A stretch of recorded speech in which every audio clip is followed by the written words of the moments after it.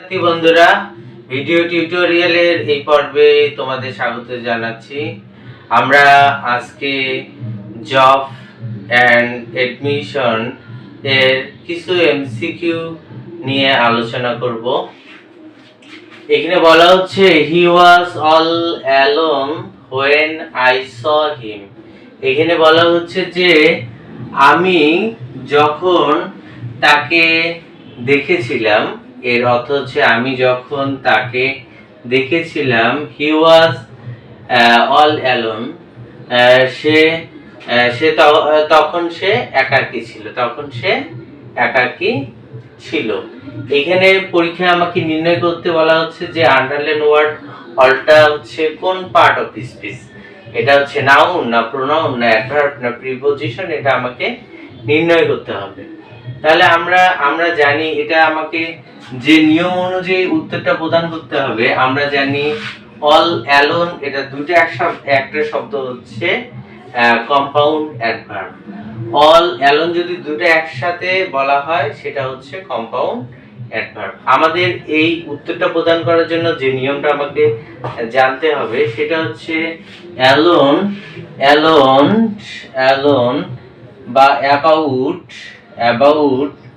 এর পূর্বে অল থাকলে, অল যদি থাকে তাহলে সেটা হবে হচ্ছে অ্যাডভার্ব। তাহলে কি হবে? অ্যাডভার্ব হবে। তাহলে অলটা কোন শব্দ, কোন পার্ট অফ স্পিচ? অ্যাডভার্ব হবে। এটা আমাকে নিয়মটা মনে রাখতে হবে। সহজভাবে হচ্ছে অ্যালোন বা অ্যাবাউট এর পূর্বে যদি অল থাকে সেটা হবে হচ্ছে অ্যাডভার্ব। তাহলে অলটা হচ্ছে অ্যাডভার্ব। পরের বাক্যটা হচ্ছে, তাহলে এটা আমাকে কি করতে হবে? Rini is a beauty of the class, মানে রিনি ক্লাসে একটি সৌন্দর্য। রিনি ক্লাসে একটি সৌন্দর্য।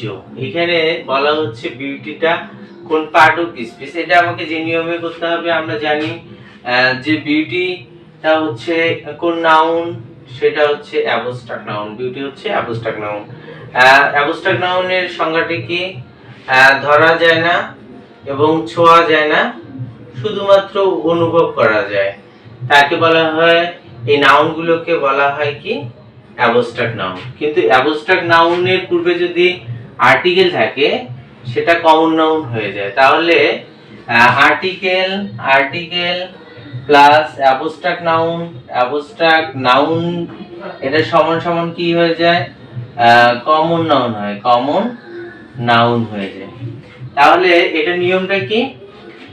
অ্যাবস্ট্রাক্ট নাউনের পূর্বে যদি আর্টিকেল থাকে সেটা কমন নাউন হয়ে যায়। তাহলে আমাকে যদি বলে বিউটিটা কি, এটা হচ্ছে একটা নাউন, যদি বলে এটা কোন নাউন, তাহলে এটা হবে কমন নাউন। তাহলে এটা হচ্ছে কমন নাউন, এটা একটা কমন নাউন।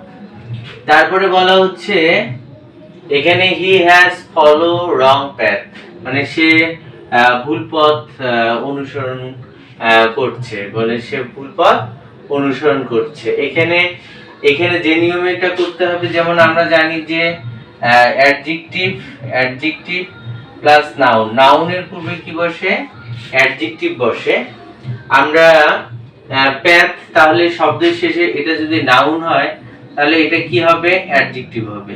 নাউনের পূর্বে কি বসে? অ্যাডজেক্টিভ বসে। আমরা অ্যাডজেক্টিভ আমরা অন্য সহজভাবে আমরা পারি, যেটা নিয়ে নির্ণয় করতে পারি। আমরা যদি কেমন দ্বারা প্রশ্ন করি, কেমন দ্বারা প্রশ্ন করলে আমরা অ্যাডজেক্টিভ নির্ণয় করতে পারি। আমরা বলছি কেমন সঠিক, কেমন ভুল, তাহলে এইটা হচ্ছে একটা অ্যাডজেক্টিভ। তারপরে বলা হচ্ছে হি স্যাট বিসাইড মি, সে আমার পাশে বসেছিল। এই বিসাইডটা কোন পার্ট অফ স্পিচ? আমরা জানি টু, ফর, ইন, এগুলো হচ্ছে কি? প্রিপোজিশন। এই বিসাইডটাও একটা হচ্ছে প্রিপোজিশন। বিসাইডটা কি? একটা প্রিপোজিশন। তাহলে বিসাইডটা কি হবে? একটা প্রিপোজিশন। সে আমার পাশে বসেছিল, বিসাইডটা প্রিপোজিশন। তা wisdom is better than strength, মানে শক্তির চেয়ে জ্ঞান উত্তম। বলছে স্ট্রেংথটা হচ্ছে কোন পার্ট অফ স্পিচ? আমরা জানি স্টেন্স যেটা ধরা যায় না, ছোঁয়া যায় না, কিন্তু অনুভব করা যায়, সেটা হচ্ছে অ্যাবস্ট্রাক্ট নাউন। অ্যাবস্ট্রাক্ট নাউন যদি বলে এটা কোন পার্ট অফ স্পিচ, এটা একটা নাউন। নাউন। তারপর ওয়াইজডম যদি পরীক্ষায় আসতো, ওয়াইজডম একটা নাউন। যদি বলে কোন নাউন, তাহলে সেটা হচ্ছে অ্যাবস্ট্রাক্ট নাউন। তারপরে please write to me at the above address, মানে অনুগ্রহ করে আমাকে উপরের ঠিকানায় চিঠি লেখো। বলছে আমরা জানি অ্যাবভ শব্দটা হচ্ছে প্রিপজিশন, আমরা জানি অ্যাবভ, ওভার এগুলো হচ্ছে প্রিপজিশন, কিন্তু এর অবস্থানগতভাবে এটা হচ্ছে কি হবে, অ্যাডজেক্টিভ। আমরা যদি শেষেরটা নাউন হয়, তার আগেরটা কি হবে, অ্যাডজেক্টিভ হবে। যদিও এটা আমরা যদি বলি প্রিপজিশন তাহলে হবে না। যদি কিছু কিছু সময় বলা হচ্ছে, যেমন স্কুল বাস, আমরা যদি মনে করি স্কুলটাও নাউন, বাসটাও নাউন, কিন্তু এটা বাক্য অনুযায়ী এটা হবে নাউন, এটা হবে হচ্ছে অ্যাডজেক্টিভ। তদ্রূপ এটা যদিও প্রিপজিশন হয়, নাউনের পূর্বে অ্যাডজেক্টিভ বসে, তাহলে এটা একটা অ্যাডজেক্টিভ। আমরা জানি যে আর্টিকেলের পরে যদি দুটো শব্দ হয়, শেষেরটা নাউন হবে, তার আগেরটা অ্যাডজেক্টিভ হবে। তাহলে আজ এ পর্যন্ত, দেখা হবে পরের টিউটোরিয়ালে।